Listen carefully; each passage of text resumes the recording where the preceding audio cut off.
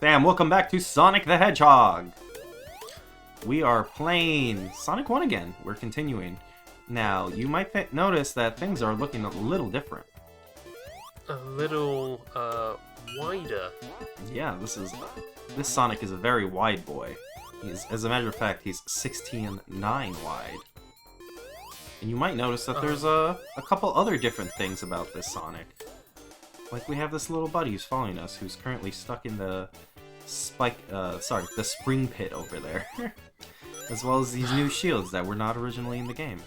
Oh, there you are. That's Tails. Miles Tails Prower. There's Tails. Bye, Tails. This is like if you put Luigi in Donkey Kong. You mean Donkey Kong, the original, right? Yes, not just like, oh yeah, Luigi, he's here in Donkey Kong Country. Because that's the first thing I thought of. Rare.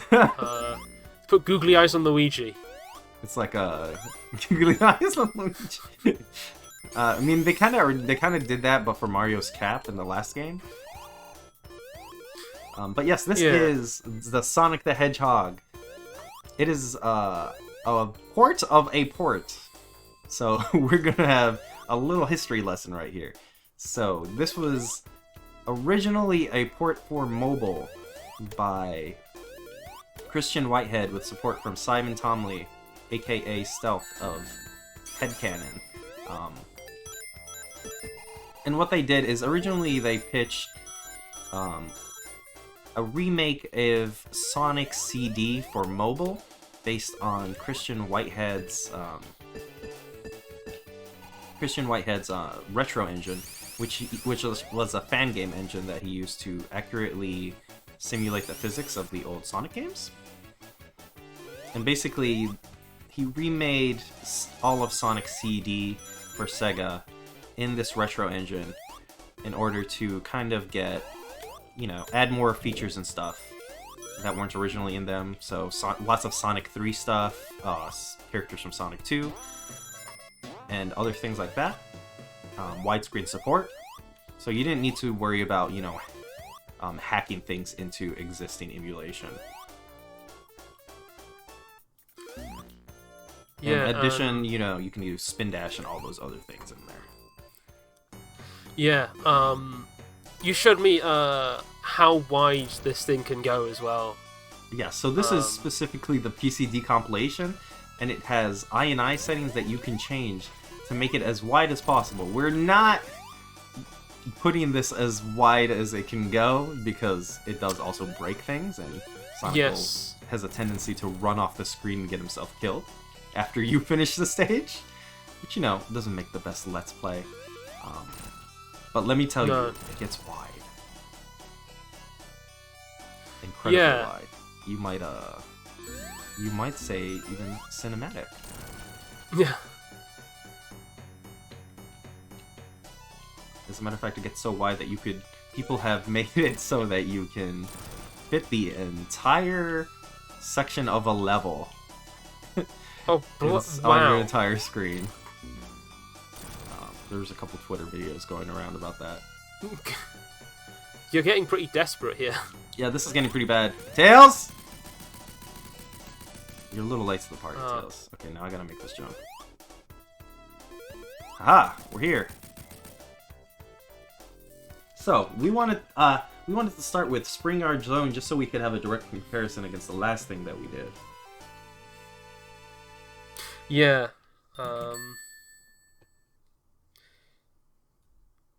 But we're going to everybody's favorite zone in Sonic 1. I'm sure you know this one well, Sam. I don't like it.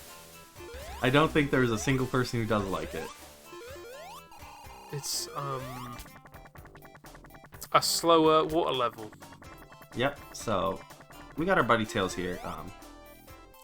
We're gonna do some workarounds here.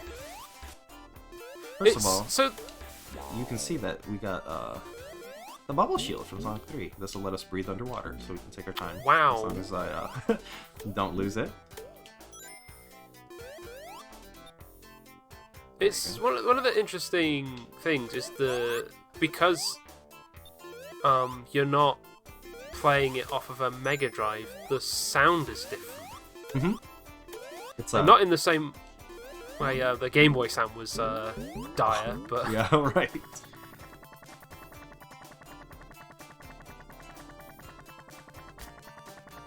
Yeah, the Mega Drive it famously had a lot of revisions, and among them were some good ones and some bad ones. But they would sound kind of different depending on which version you had.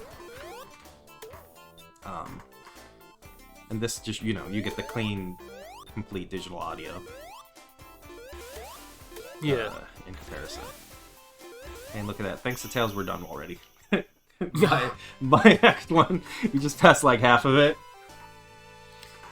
Nice. But yeah, I mean, now you've got a wider aspect ratio. I suppose it's like overcompensation for how close that GBA game was. Yes, absolutely. Famous architect Frank Lloyd Wright, of which one of his houses is in Chicago, where I live. Has this you live in his house? I don't live in his house. Somebody I know works at the museum that is his house, however. Oh. But he lives in a museum? No, I don't think he's alive anymore. So he doesn't do much living. But he has a famous technique where he would have a very small space that opened up into a big space to make it feel even more big and spacious. And let's just say that's what we're doing for the LP. Let's make that our excuse for forcing the 2006 version of Sonic the Hedgehog on people. No. One of the 2006 One of the 2006 versions of Sonic the Hedgehog. Not one of the 2006 ports. There's that many ports of Sonic at this point, and ROM hacks, but... Okay, let's get this, let's see if we can get this shield and maintain it, because it's gonna make... famously, one of the things about this is that you go really slow in this underwater stage, and you're always at threat of drowning, right? So, yeah. When you don't have the threat of drowning anymore, it's a little bit more of a chill stage.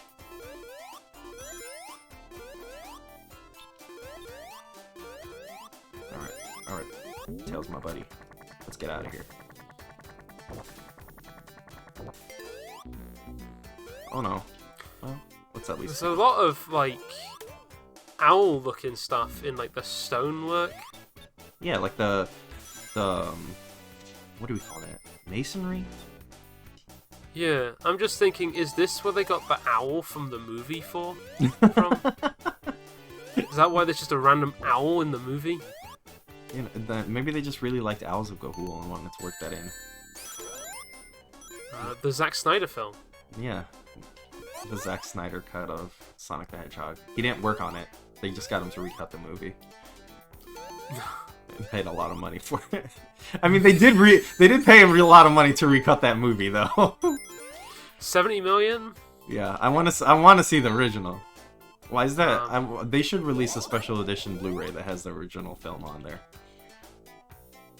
The people need to know. What? The people need to know how that film originally looked like.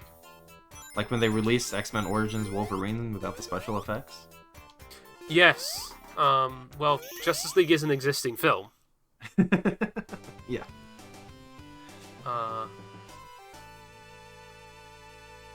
Alright, that's that's already 2 They're acts. not trying to hide the original cut of Justice League. No, they're not. You're getting through the Labyrinth Zone really quick. Yeah, it's going pretty fast, right? Yeah, gotta go fast, huh? Not always, There is the spin dash. You haven't seen me use it much. Because it's a good way to get yourself killed, right? Yeah, we mentioned in the last episode, maybe? Yeah, I'm pretty sure we mentioned that. That was a really good way to get yourself killed because you could see even less. There was no way to survive in that game. Yeah, that was going so fast that you were blind. So this part is gonna this part's gonna be tricky because there is a boss fight at the end of this one, and it is one where you have to race him while water starts to slowly rise. You could also say, see, I mentioned this at the end of the first episode, that the Japanese version has these raster effects for the water warping. Okay. That was, I think they took that out of the US version, maybe. I can imagine that might have slowed down the game a little bit more in a stage that's already too slow.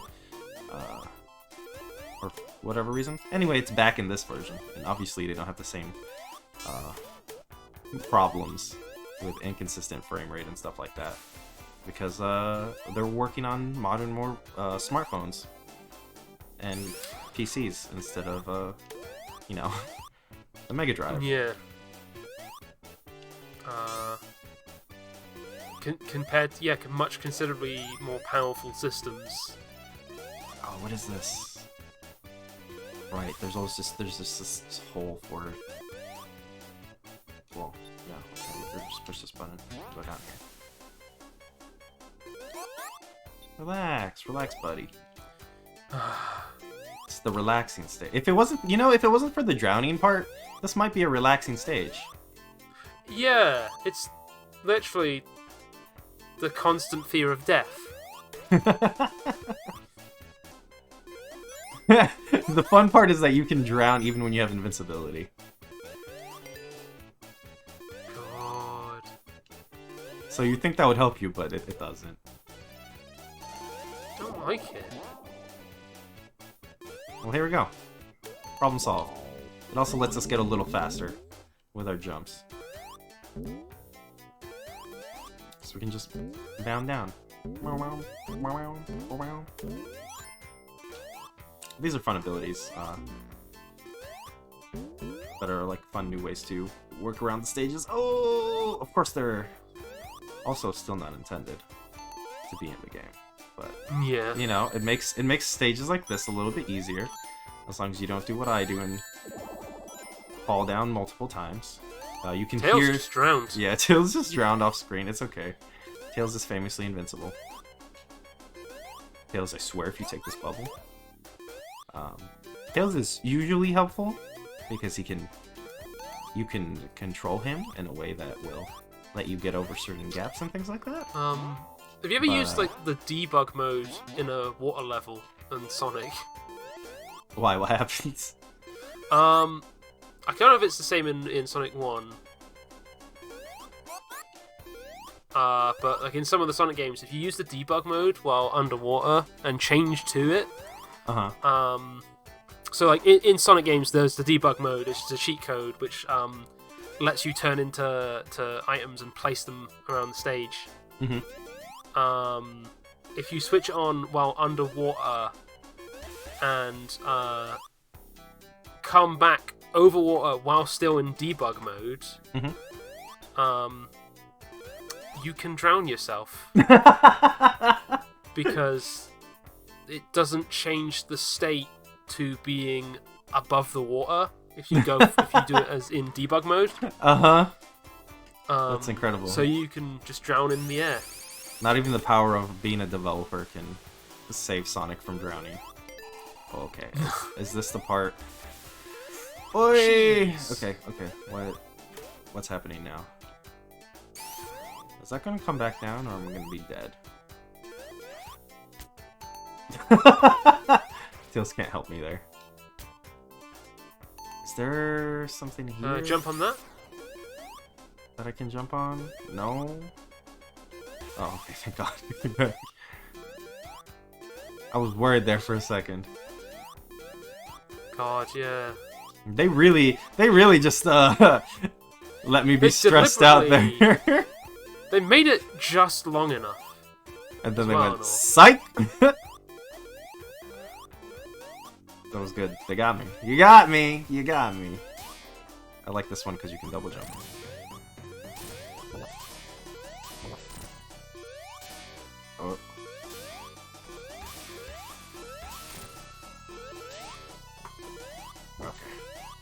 You know, this is making this part a lot easier.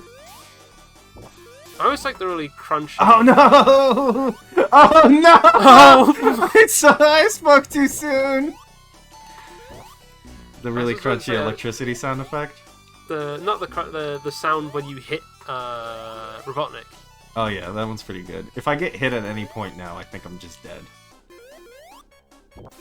You're dead. I might just be dead.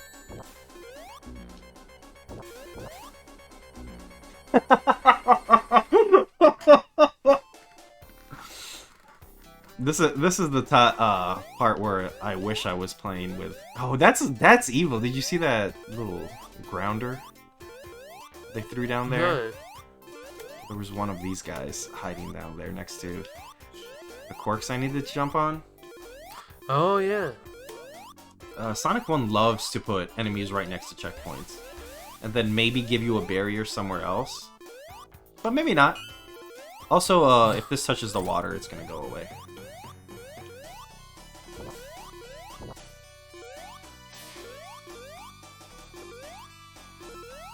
Okay.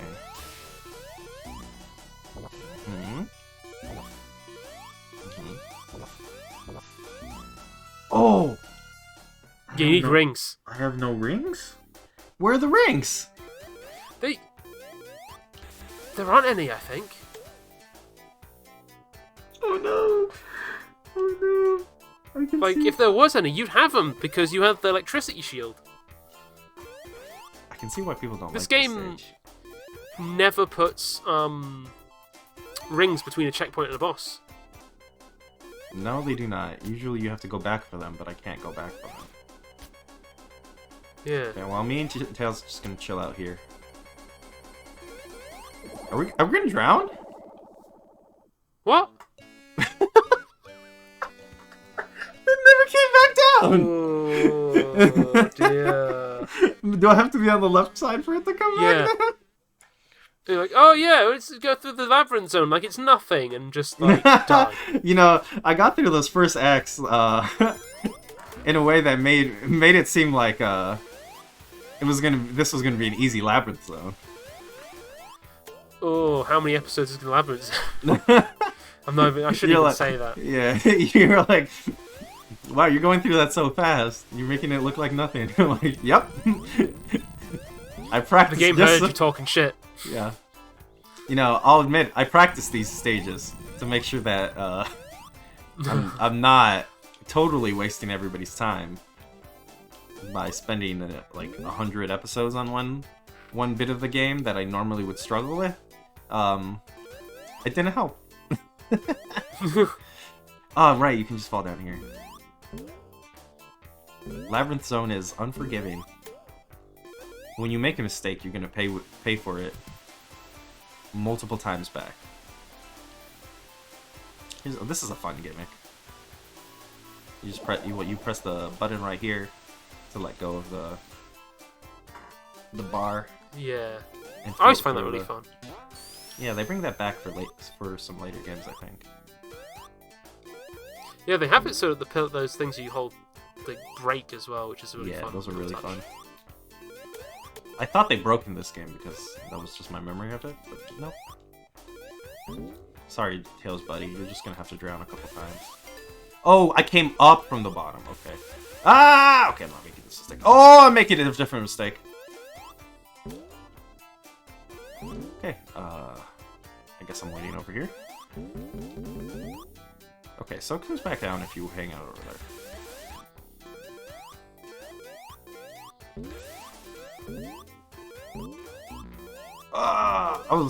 I was thinking, hey, we're in a much better spot right now. You know what? At least it didn't take a long time to get back to this part. Yeah. Every time I think we're doing well, though, I'm gonna shut my face. Because every Yeah. time I say something, I make a problem.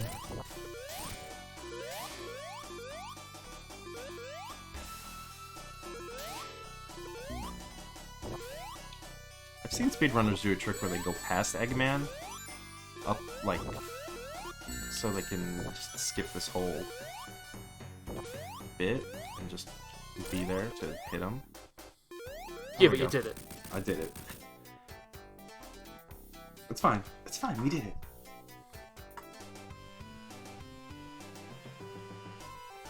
The hard part is over. Okay. Okay. We did it. I think we're in the final 2 stages of this game, if I'm correct. Yes. Here's a little bomb, guys. They're fun. If you just hang around too long, they just detonate on you. Naturally, there's a lot of things that make you hang around too long. Yeah, I suppose, like... Because your instinct is just to go past them and just, like... not bother to stay around. And like, you don't get the opportunity to see immediately what they do, but I guess that's just kind of a lot of this era of game design in general. Yeah, you're just gonna have to... Like... games are not designed to be finished immediately. No. Though you could argue that modern games aren't designed to be finished either, just in a different way. Seeing as they have hundreds of hours of content in them. No, because it's like they're not... Like, they're designed to be forever games, but they're still designed for you to get through that forever content. Or this is a game that you must practice if you want to see the end. But thankfully, we have modern versions like this that make it a little bit easier. Yes. Can you imagine having to... Oh, that's weird. I don't... Why are there 2... Okay, well, you know, might be a little buggy. Yeah. You know, I like the music of this one too. Yes, me too. Oh no, this is one I do. It's just nice. It's just nice. Just chill. Also, I think the original composer has rights to this, so they have to credit him and give him royalties every time they use it. Which is why it's only ever Green Hill that shows up in anything. Yeah. I think this might show up in, like, one of the Sonic Advance games. It does, yeah, actually. Sonic Advance 1 has, like, a bunch of music from Sonic 1 in it, and Sonic and 2. Yeah, but I think this and Spring Yard might be my favorite stages of this game. Yeah. Did I miss something? There was a spring. Was I supposed to jump in? There was, the platforms went down. Oh, yeah. I really like how they do the parallax with the stars in the background. Oh, like the multiple layers really of lovely the touch. stars, like it's because you can when you move a little bit, you can see them in this like kind of a 3D effect. Oh, okay. I could not. Whoa! I cannot remember if they came on the same side or the other side. But that's okay. Right now we're on a different path. We're on just a slower, chill path. Look at that. Yeah. Compared to Labyrinth Zone, this is nothing. It's a breeze. Yeah, we're making fast progress.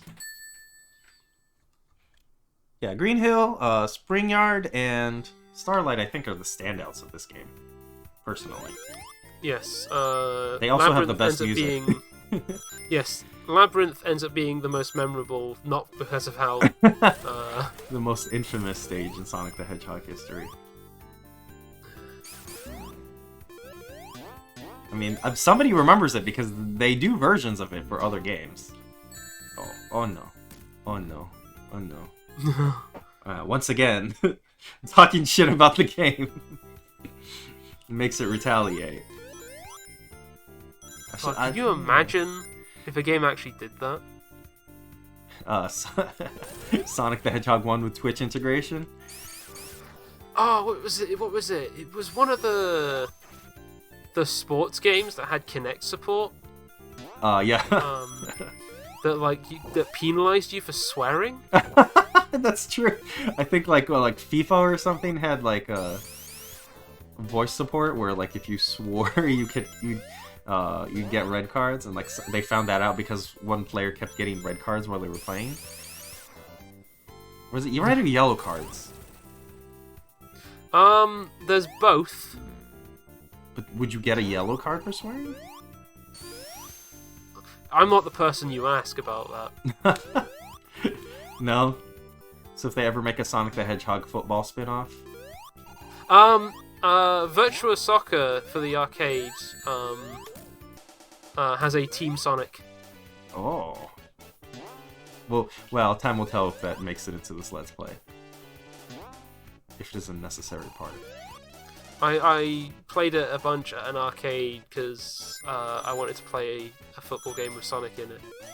Well, they made one, and luckily for you, there are also other games where Sonic plays sports. Yes. I like these fans. You can just, like, run up against them, and then they'll, push you away. Also, they have some really fun loop designs, like these weird, awkward-shaped ones. Yeah. Uh-oh. Uh-oh! Oh, that's like a Castlevania obstacle there. Alrighty.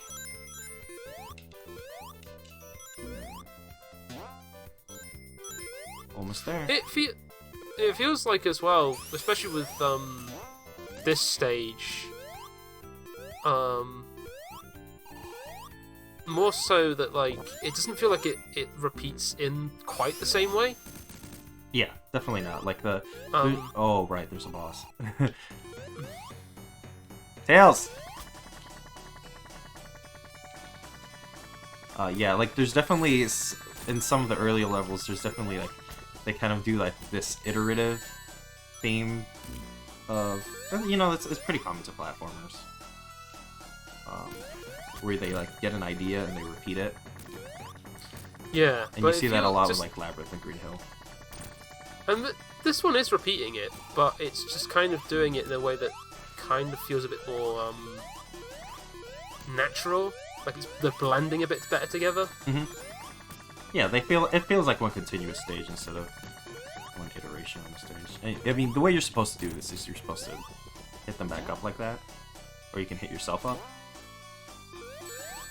But you know, Tails is here, and this is a little brother strat, where you get your little brother to play Tails and do all the damage for you. Unfortunately, I can't directly control Tails, so I can only jump on top of him and then directly control it. Ah! Okay, let's try it the normal way. There you go.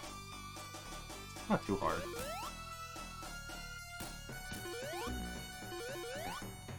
So far so good. Ah! If you had a second player, you could also use them to launch each other, if you were so inclined.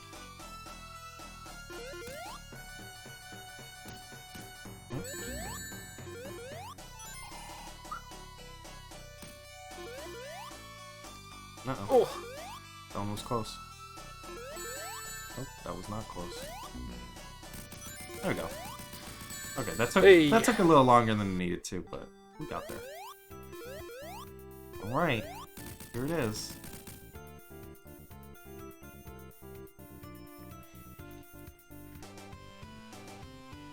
Three's done.